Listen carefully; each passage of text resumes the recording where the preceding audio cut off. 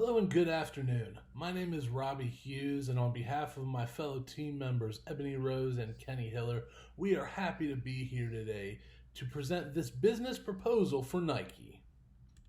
Over the next 10 minutes, you will be informed of the current issues Nike is facing.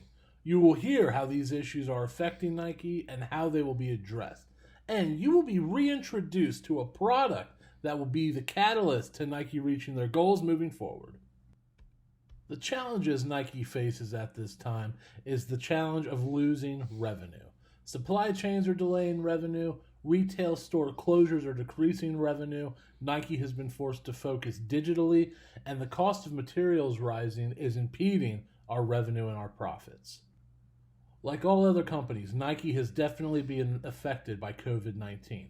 The question is, what do we do? We are here today to propose a solution to help this issue that Nike is facing. And that solution is a joint venture project with Panini Cards.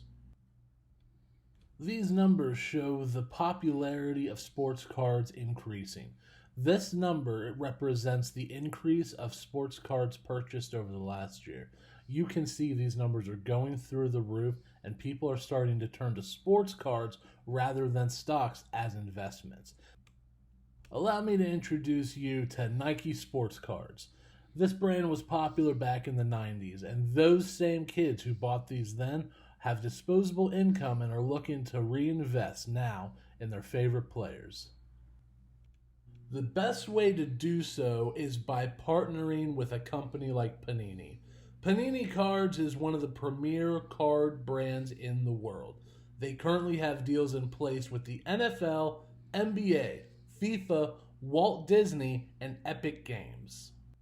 It's those deals in particular that are attractive for Nike. When we look at Panini's competitors, we see Topps, Upper Deck, and Leaf International. These teams have very limited agreements. Topps has Major League Baseball, Upper Deck has hockey. That's it. Panini has everything else. That's why Panini is the market leader in sports cards. So to quickly recap the proposed solution here, it's a joint venture with Panini Cards. The goal is to relaunch Nike Sports Cards. This allows us to increase revenue by reaching a new, enthusiastic audience with disposable income, and the sports card industry is valued at over $13 billion. This is the sports industry to get into right now.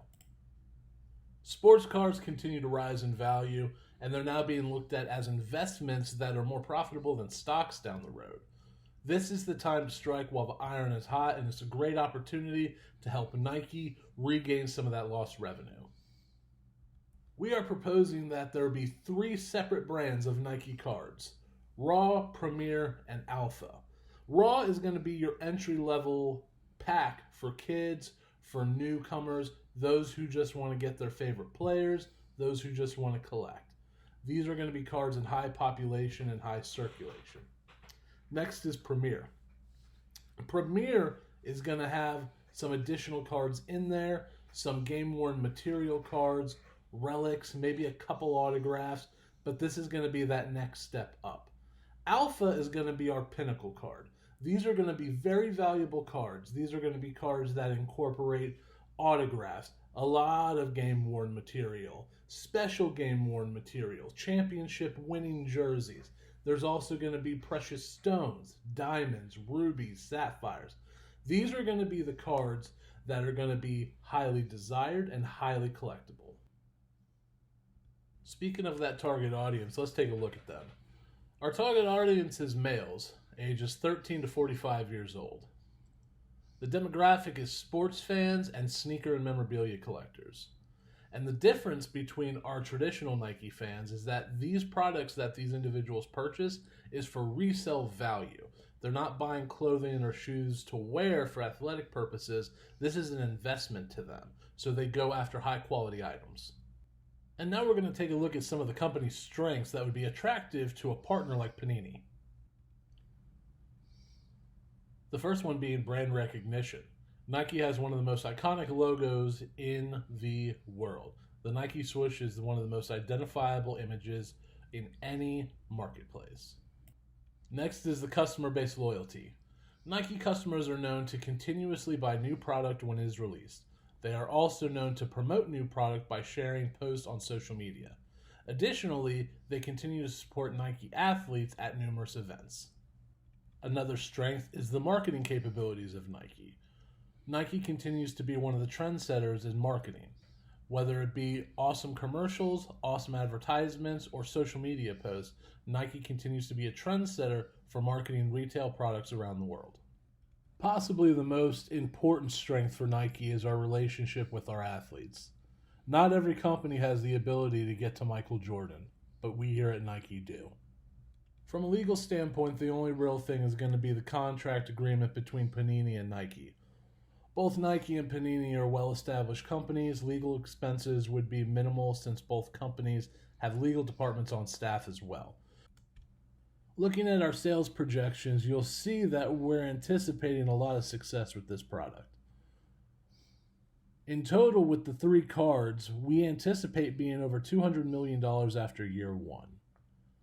We anticipate after year 2, we're going to just break past $300 million. And then at year 3, we're going to get to that $400 million number. As you take a look here at profits, after you take away marketing and other expenses, and then the cut that will be going to Panini, we anticipate after year 1 a profit of just under $130 million. And then we anticipate when this is all said and done after our 3-year run here, after year 3 there would be a total of $263 million. So we see good potential here, and we see a great opportunity to increase revenue by a strong amount.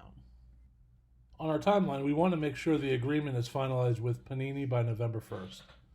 We're going to select our Nike athletes to appear in this print run, finalize the card design by January 1st, social media advertising begins January 15th, 2022, and television commercial campaigns begin March 1st, 2022.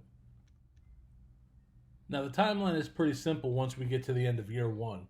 We want to make sure first that we reached our goal of $200 million in sales by November 1st of 2022.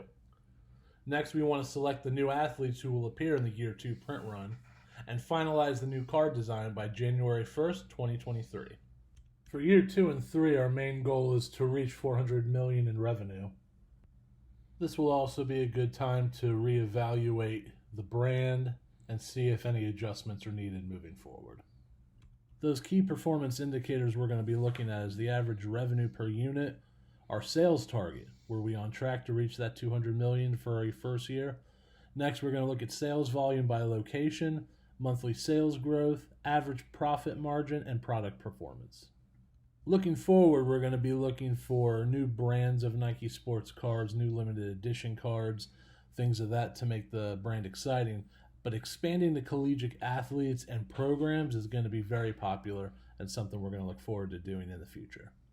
When it comes to marketing for this product, we're going to be using 3 strategies: traditional marketing, online marketing, and guerrilla marketing. Our traditional marketing will be attending national and regional card shows, product placement, and magazine advertisements. For online marketing, we're going to focus on social media advertising, celebrity endorsements, and sponsored posts. And for guerrilla marketing, we're going to be doing event marketing. We're going to try to do a flash mob and then special appearances by other Nike athletes. And when it comes to the athletes that Nike has to offer, we believe that these cards can become some of the most popular and sought after in the sports card market. So in conclusion, as we continue to research the effects that COVID-19 has had on the business world, we have an opportunity to use a product from our past to generate revenue for our shortcomings. And with that, on behalf of my fellow teammates Ebony Rose and Kenny Hiller, I would like to thank you for taking the time to review this presentation. My name has been Robbie Hughes, and at this time, we will take any questions that you have. Thank you.